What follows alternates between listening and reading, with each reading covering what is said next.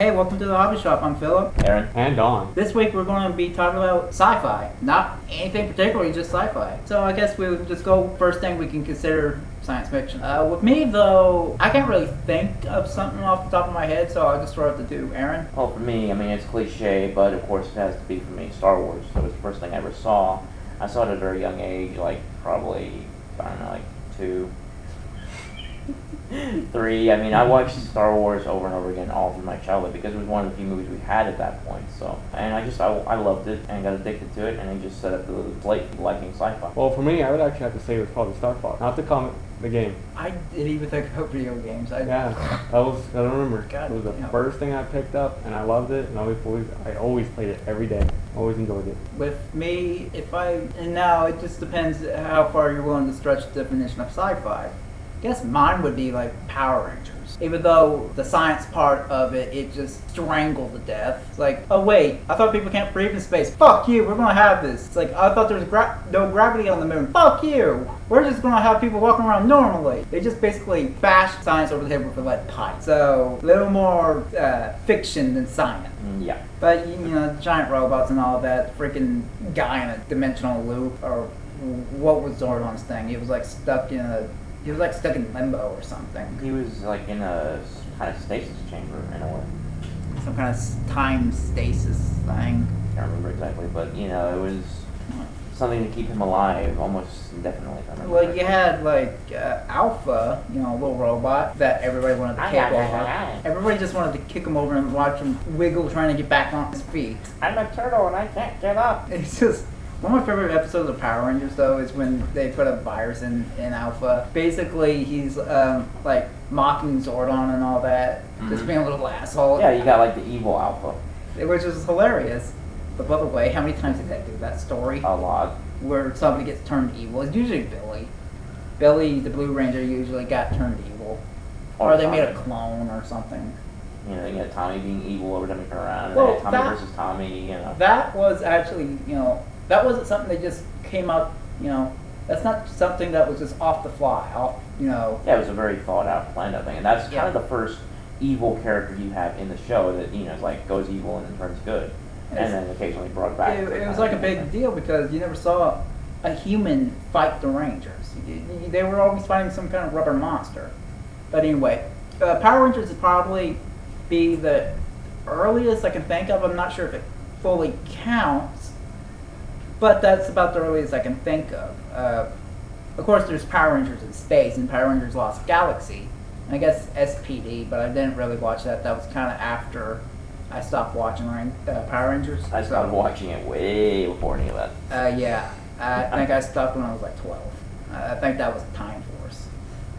Which was actually pretty cool. I could never get into any of the shows after that. Like, when they, you know, like, I stopped watching probably after the second movie. You know, when they had the Zords and were like vehicles and all that. You should have watched In Space because it was really good. I just could never get into it. In Space, it was a really good series. Although there is some, you know, of course, cheesy moments, and the budget is complete ass. There is essentially no budget to Power Rangers in Space. But you had interesting characters. The writing was pretty good for Power Rangers, and it had a kick-ass theme song. Lost Galaxy had great villains. Great, actually three-dimensional villains. They really had personalities. It wasn't just like, okay, let me stop myself. They weren't like greatly written characters. They were still evil for evil's sake, but they gave them a bit more of a, you know, bit more character. But yeah, if you fell out of it, the show does nothing to get you back. Best part of like the second movie for me was the villain, the really super hot chick. That was it. Even though her motivation didn't even make sense. Exactly, but you know, I mean, who cares? She's like a hot chick in the outfit. I mean, bam. You know, there you go. I mean, you after dealing with, you know, what's her name, Rita, for all the time. You know, I mean, it's like the hottest chick in the first series. There was the bad guy with Scorpina, and you hardly ever saw her. Scorpina. I You forgot hardly about ever her. saw her. You Was know? she like? I was assuming she was like Godar's sister or something. Yeah, you never find out as far as I know. I mean, But that's anyway, what you think because they're both wearing similar armor. Moving on. On past that. Yeah. Yeah. Power Rangers is probably going to be we'll probably do like a big Power Rangers tribute episode. I don't know. I guess when the new season starts up, I don't know. I won't watch the new season, but it'd be kind of a good place to do a little tribute. A little tribute to our childhood. Yeah. But yeah, sci-fi. I'm not the biggest sci-fi fan, which is funny because a lot of my favorite movies tend to be sci-fis. And it's not, I don't know what it is about sci-fi most of the time. I'm not a huge Star Trek fan, not really all that into Star Wars. And that's kind of where I am on it. I think what attracts me to sci-fi is it's just being able to kind of suspend my belief for a time and kind of just believe in another world where, you know, the normal rules of life don't apply. You know, you can have all these fantastic things that you can't normally have. You know, it's just a great thing. You know, when I was a kid, didn't have too many friends, obviously. You know, and so I could never do the imaginary friend thing. You know, I tried it, embarrassingly enough, and I have a terrific imagination. But at that time, I fought invincible ninjas. You know, I used to do that. That was the max of my imaginary friends when it was enemies I could fight. You know, but I just couldn't do it. So I would immerse myself in things I liked, like movies or cartoons. I'm just asking, did you ever make a box into a spaceship? Yes. I turned the box and I cut it out a little, like, view hole, basically. And I got in the box in front of my TV, had my Super Nintendo controller in the box, and was playing a Star Trek game inside the box. Okay. I went medieval during that time. Yes, I kind of went the same way. I was on the ninjas.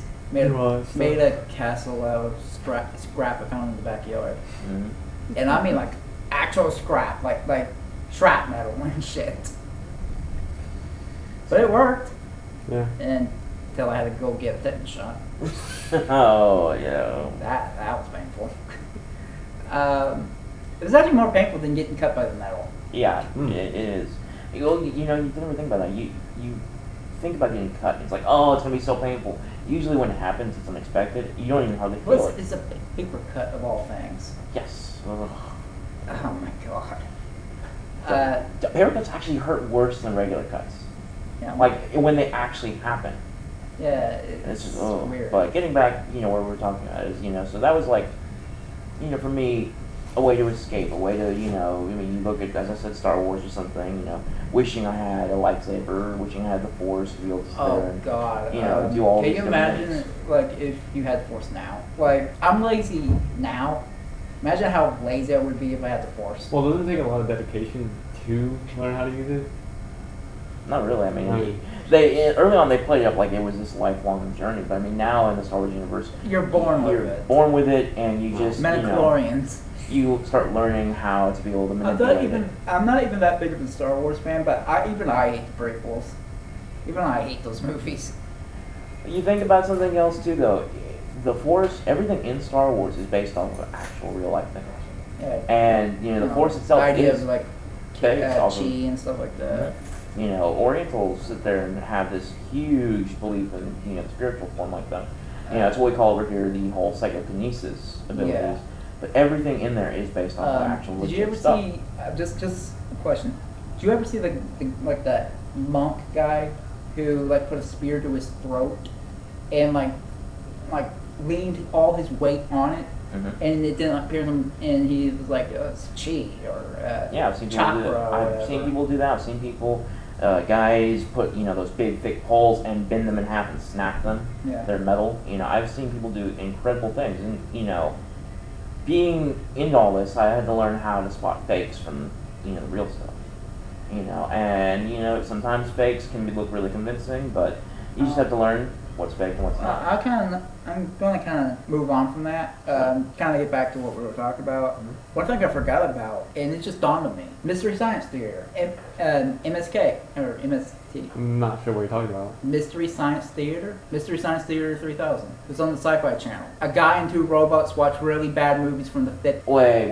I think I watched one thing at that one time. Oh my and they do God. nothing but like You do call commentary yourself over a it. nerd. They do commentary over it, make fun of it the whole time. Yeah, it was a great show. You know, it was just this guy stuck stuck on that spaceship, being forced to watch some of the worst movies ever made. Except they never watched Manos: The Hands of Fate. But besides that, they had to watch like The Wasp Woman and I Was a Teenage Werewolf, which actually is not that bad, but they just had to watch some of these horrible movies from the 50s. You know, and I liked watching it because I was already into that kind of stuff. I loved like old cheesy monster movies, especially from that era of the 50s. Mm-hmm. But yeah, you had like an alien trying to sneak on board. You had like in the movie, one of the robots bust through the hull because he's trying to like dig China or something. It was just something really stupid. The show was great. I mean, from what I can remember, I even watched a few episodes on Netflix here recently.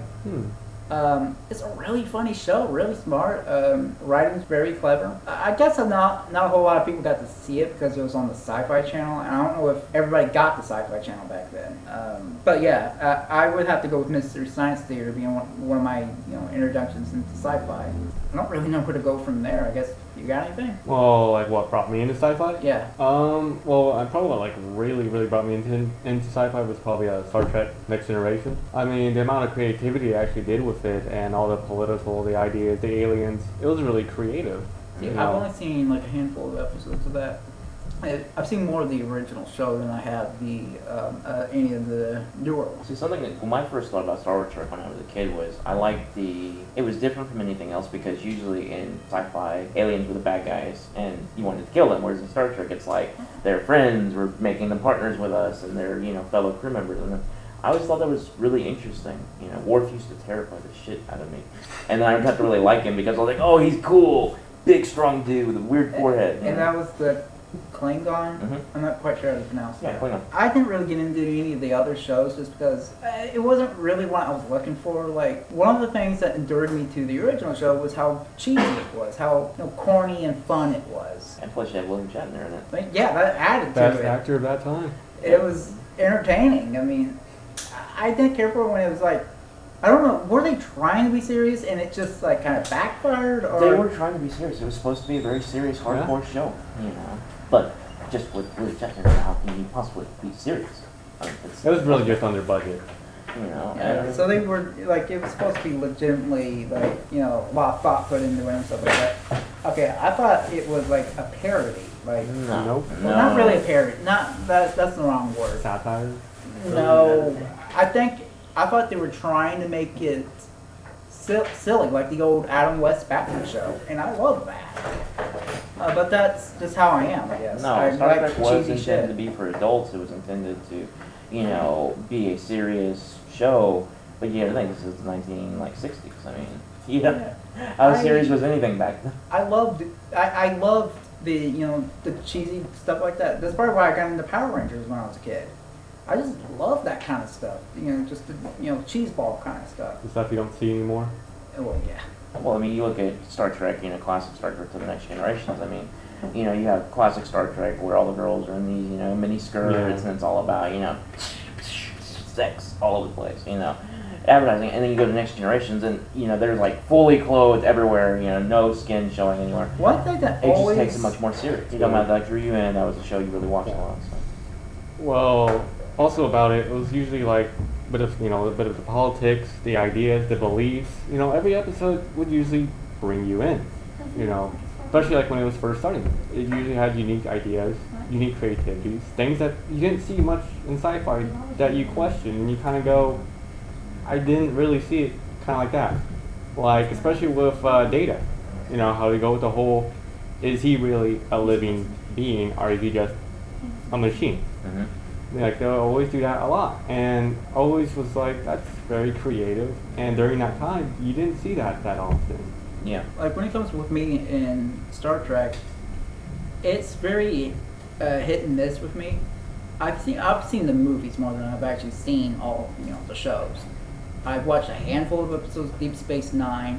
I guess I watched some Voyager. A handful of Next Generation. I have one episode on tape where it's like the Borg, and I don't know anything about the Borg. I just it's like robot versions that are better or something. 79. What? It is the character from Voyager. It's like every fanboy's favorite Borg is gonna be 79. She's the one that was transformed back into being a normal human. Oh, okay. Like I said, I don't know anything much about Star Trek, so things are going to get lost on me. Did you at least watch the episodes with Q? Those Yes, were always the best episodes were with Q. He was hilarious. I mean, Yeah, it was hilarious. It was political, and it made you think and laugh. It was I only really well became done. aware of him because he kind of became an internet meme. Hmm. Everybody plays like clips of him and all that. Spoonie did a playthrough of one of the, I think it was, I can't remember what system this was on. This might have just been a PC game. But you had to play through you got to play as a crew member of the Enterprise and stuff like that, and you could make decisions and stuff like that. probably Star Trek 4. Yeah, you can make one decision where you can just need Q in the nuts. So that's probably where I came to be familiar with Q. And I know the actor has basically played this character for almost 15 years now. Mm-hmm. Well, that's basically our introductions into sci-fi. These guys definitely were more into it than I was. I have kind of a harder time thinking of what counts as sci-fi because I've had so many people in the past tell me, oh, that's not sci-fi, oh, that doesn't count. Yes. So I was never really sure what constituted as sci-fi. So in the next segment, we'll probably get into, I guess we would get into our personal favorites in sci-fi and stuff like that, like movies and video games and stuff like that. And well, we'll be right back.